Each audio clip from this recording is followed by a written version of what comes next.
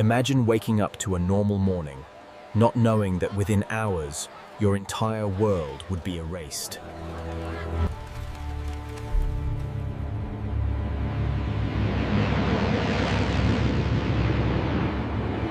Japan was no longer testing borders. This was a full-scale invasion, fast, modern, and merciless. What followed was not just conquest, it was chaos. Cities became battlefields overnight. China's army was unprepared, under-equipped, and outgunned. But surrender meant extinction. Within weeks, millions became refugees. Families vanished. History itself seemed to collapse. The invasion spread like wildfire. Railways, rivers, and cities fell one after another. This was no longer about winning. It was about surviving long enough to keep a nation alive. The world looked away, but Asia was already drowning in fire.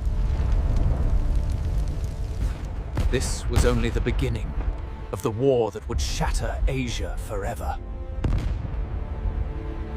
By late 1937, the invasion was no longer theoretical. China's greatest cities were now targets, not homes. Urban warfare turned narrow streets into death traps. Every building became a line of resistance. For civilians, survival depended on silence, shadows, and luck. Nothing more. Japan believed China would collapse within months. The plan was speed, shock, and total domination. As capitals fell, the Chinese government retreated, but it did not break. An entire civilization went on the move. Machines, knowledge, and hope carried into the interior. China did something unprecedented. It did not just move its army, it moved its civilization. Machines were dismantled, loaded, and carried west, because without industry, resistance would die. China's new strategy was brutal but clear. Give up land, but steal time with blood and steel.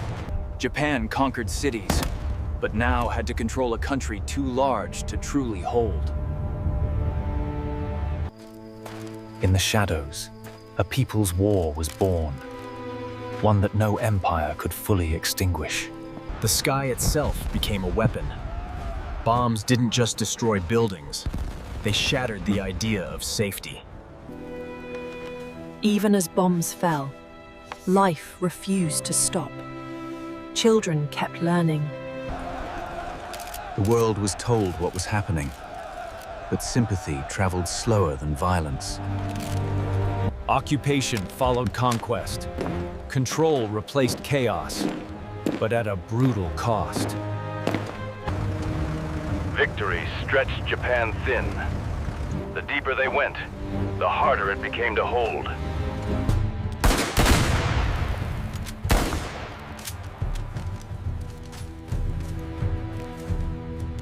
China was learning, adapting, enduring, and endurance was becoming its greatest weapon. For the first time, the illusion of an easy victory began to crack. China had not won, but it had not fallen. And that changed everything. The war was far from over. What came next would decide the fate of Asia itself. The war dragged on. Seasons changed, but the fighting never stopped. Our supply lines are failing at this position. We push forward regardless. What was meant to be a short campaign had become a strategic nightmare.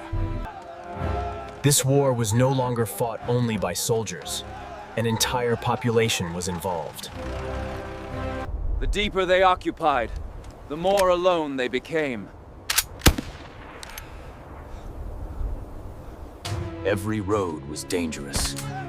Every silence could hide an attack. Even in war, China refused to let knowledge disappear. To break China, Japan looked outward, toward a wider conflict. Small victories began to matter more than grand offensives. Time became the deadliest weapon of all.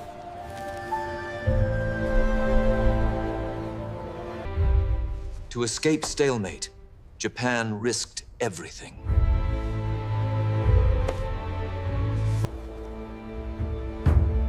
Every day survived was a strategic victory. China bent, but it did not break. The war was about to enter its most decisive chapter. Trapped in a war they could not finish, Japan searched for a way out by making the war even bigger. China understood the truth. Survival itself was victory. Roads, airfields, and supply lines were carved out of mountains because isolation meant defeat. Japan struck again, hoping one final blow could break China's will. The attack failed, not because China was stronger, but because it refused to collapse. The price of endurance was written on human faces. To escape the stalemate, Japan turned its eyes toward the Pacific. Help arrived slowly, but every crate mattered. This war belonged to everyone, or it would be lost by everyone. China had not been defeated, and now the consequences were multiplying.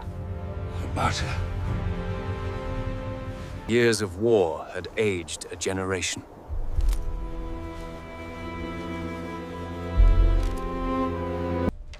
The war that began in China was now reshaping the entire world.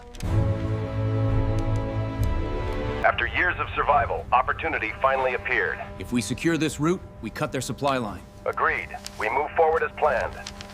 The ballast was shifting, slowly, but unmistakably. After years of retreat, China finally pushed forward. For the first time in years, hope felt real.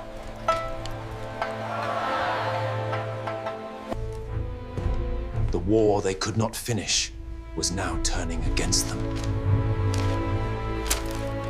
Momentum, once lost, was slowly being reclaimed.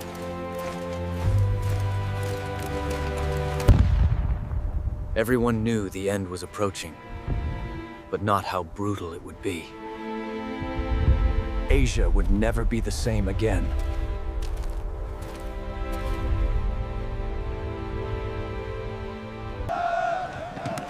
The longest chapter of the war was nearing its end.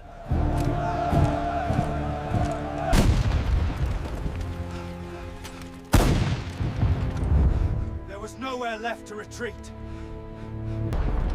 This was not revenge. It was resolution. After 8 years, the guns finally fell silent.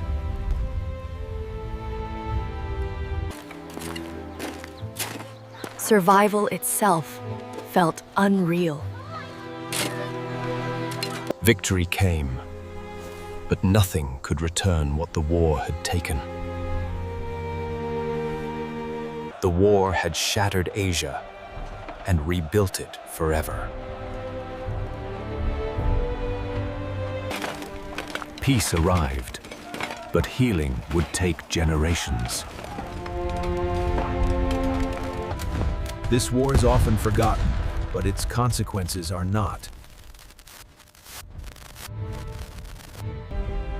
This was the war that shattered Asia, and its echo still shapes our world today. When the fighting ended, the silence felt louder than the war itself. Millions survived, but millions more were gone forever. Those who lived carried the war with them, long after the guns were gone. This war did not end in 1945. It reshaped Asia's future. The lessons were written in blood, but often ignored. Most people know World War II, but few know where it truly began. Because when history is forgotten, it finds a way to return. 8 years, tens of millions of lives, an entire continent changed. This was not just China versus Japan. This was humanity pushed to its limits.